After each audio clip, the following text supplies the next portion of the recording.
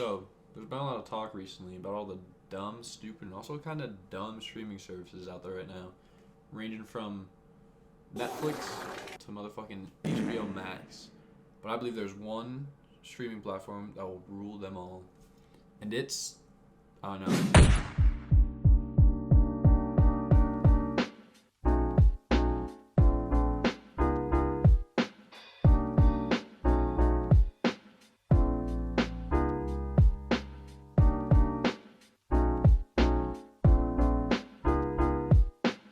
I don't know how many of you chuckle fucks have even heard of Google Stadia before, because even though I remember it from many moons ago, I think I just deleted it out of my brain because of the sort of, I don't know, reputation and marketing that it's had. It's not very memorable, it's also not very good, it's also bad. All those synonyms.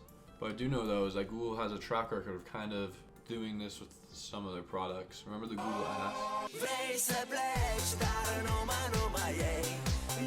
Alright, I'll give you the quick rundown of what Google's trying to accomplish with this groundbreaking and innovative new idea. Essentially what they're trying to do is become the Netflix of gaming, with just having a shit ton of titles available on their website slash game platform slash console.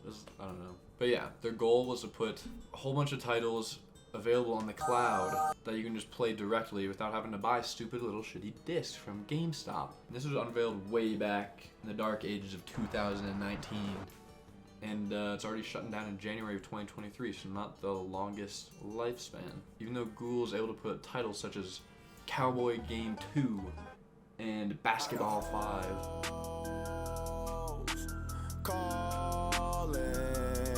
First off, the streaming capabilities. Seems to me like that's the direction Xbox is trying to go with like Game Pass and all that shit, but that was like their main staples, like Game Pass, but for fucking nerds. But there is no need to worry about like the download size or storage space or any of that shit, because it's all just on there already. You just have to click on it and it plays. You don't even need any super advanced hardware either. You can just hop around from game to game, fucking homie hopping around, just getting filled and drilled. Plus, the games never need updates or anything. They're all just ready to fuck it. They're not ready to fuck. Stadia also had accessibility going for it too, because not only was it on computers, but it was also on Chromecast and phones. I wouldn't be surprised at this point if you can boot up Stadia on your smart fridge and get trick shot by a racist 13-year-old. Stadia truly is the future of gaming.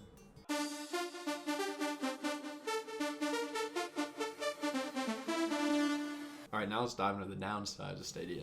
Notice how there wasn't a giant segment on the ups. Now you also might be thinking, if all these games are just online, wouldn't you need a crazy internet connection to be able to even play any of them? Like some NASA tier supercomputer type shit?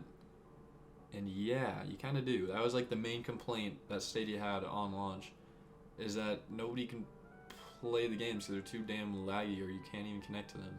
Don't even get me started on online games, because not only do you have to connect to the Google servers on the Stadia, then you have to connect to the games, like multiplayer servers that it has, to be able to actually play online. I don't know, so it's a lot, and not very practical yet. It's a goddamn hassle, I'll tell you what. They fell short on, I think, the marketing aspect, if anything. There's a whole bunch of exclusive, I don't know, like if you see a Call of Duty commercial, it's always like, it's like partnered with PlayStation, and it's like, oh shit, Call of Duty's on PlayStation, I need to get a PlayStation. And then there's Xbox, they got Game Pass commercials, I think. I feel like I've seen that before, don't quote me on that.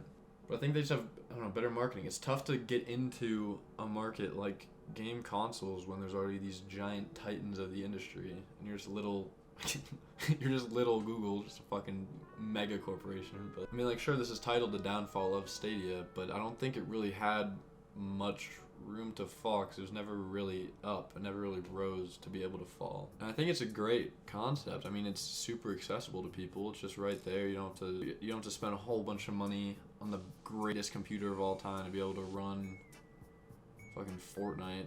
You can just boot that shit up on your terrible laptop and just get into a game right away. It's kind of a sick concept. I just don't think their execution was strong enough. This kind of thing, I think, happens though to new concepts like the Stadia. Sure, they may have been the first to it, but they're definitely not going to be the ones to popularize it and actually like profit off of this.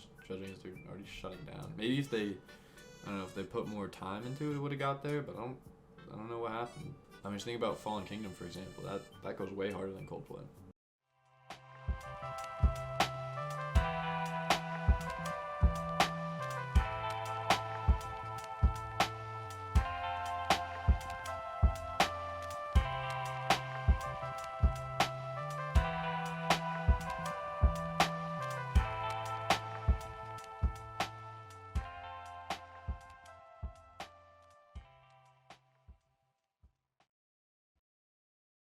Yo, what's up, punk rock enthusiasts? Make sure to click that subscribe button, because 69% of you guys are not subscribed, which is crazy to believe, I know, but it's true. You can trust me on that.